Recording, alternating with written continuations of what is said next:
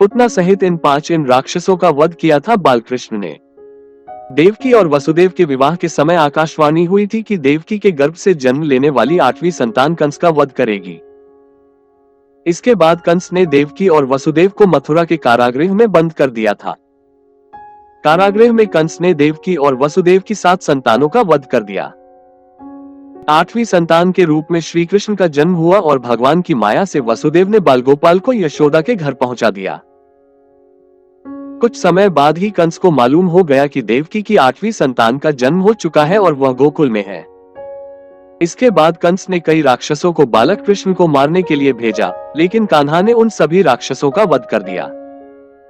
यहाँ जानिए बालपन में ही श्री कृष्ण ने किन राक्षसों का वध कैसे किया था। पुतना का वध। बालकृष्ण ने सबसे पहले पुतना का वध किया। पुतना के विषय में काफी लोग जानते हैं। वह कंस द्वारा भेजी गई एक राक्षसी थी और श्री कृष्ण को स्तनपान के जरिए विष देकर मार देना चाहती थी। पुतना कृष्ण को विषपान कराने के लिए एक सुंदर स्त्री का रूप धारण कर वृंदावन में पहुंची थी। मौका पाकर पुतना ने बालकृष्ण को उठा लिया और स्तनपान कराने लगी। श्री कृष्ण ने स्तनपान करते करते ही पुतना का वध कर दिया। तृणावर्त का वध। जब कंस को यह मालूम हुआ कि पुतना का वध हो गया है तो उसने श्री कृष्ण को मारने के लिए तृणावर्त नामक राक्षस को भेजा। तृणावर्त बवंडर का रूप धारण करके बड़े बड़े पेड़ों को भी उखाड़ सकता था। तृणावर्त बवंडर बनकर गया और उसने बालकृष्ण को भी अपने साथ उड़ा लिया।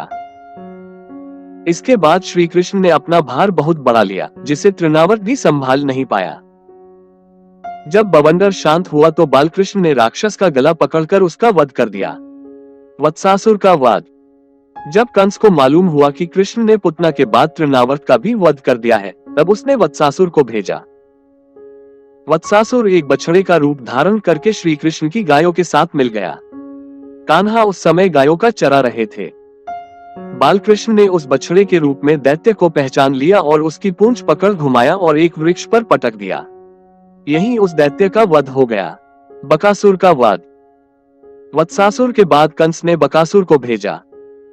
बकासुर एक बगुले का रूप धारण करके श्री कृष्ण को मारने के लिए पहुंचा था। उस समय कान्हा और सभी बालक खेल रहे थे। तब बगुले ने कृष्ण को निगल लिया और कुछ ही देर बाद कान्हा ने उस बगुले को चीरकर उसका वध कर दिया। अघासुर का वध। बकासुर के वध के बाद कंस ने कान्हा को मारने के लिए अघासुर को भेजा। अघासुर पुतना और बकासुर का छोटा भाई था। अघासुर बहुत ही भयंकर राक्षस था, सभी देवता भी उससे डरते थे। अघासुर ने कृष्ण को मारने के लिए विशाल अजगर का रूप धारण किया। इसी रूप में अघासुर अपना मुंह खोलकर रास्ते में ऐसे बन गया जैसे कोई गुफा हो। उस समय श्री कृष्ण और सभी बालक वहां खेल रहे थे। एक बड़ी गुफा देखकर सभी बालकों ने उसमें प्रवेश करने का मन बनाया। सभी ग्वाले और कृष्ण आदि उस गुफा में घुस गए। मौका पाकर अघासुर ने अपना मुंह बंद कर लिया। जब सभी को अपने प्राणों पर संकट नजर आया तो श्री कृष्ण से सबको बचाने की प्रार्थना करने लगे।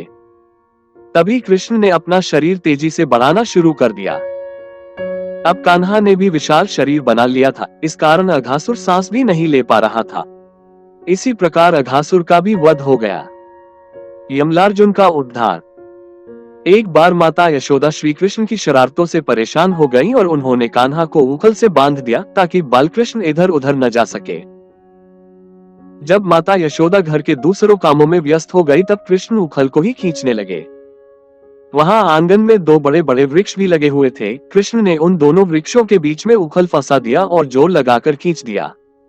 ऐसा करते ही दोनों वृक्ष जड़ सहित उखड़ गए। वृक्षों के उखड़ते ही उनमें से 2 यक्ष प्रकट हुए, जिन्हें यमलार्जुन के नाम से जाना जाता था। ये दोनों यक्ष पूर्व जन्म कुबेर के पुत्र नलकूबर और मणिग्रीव थे।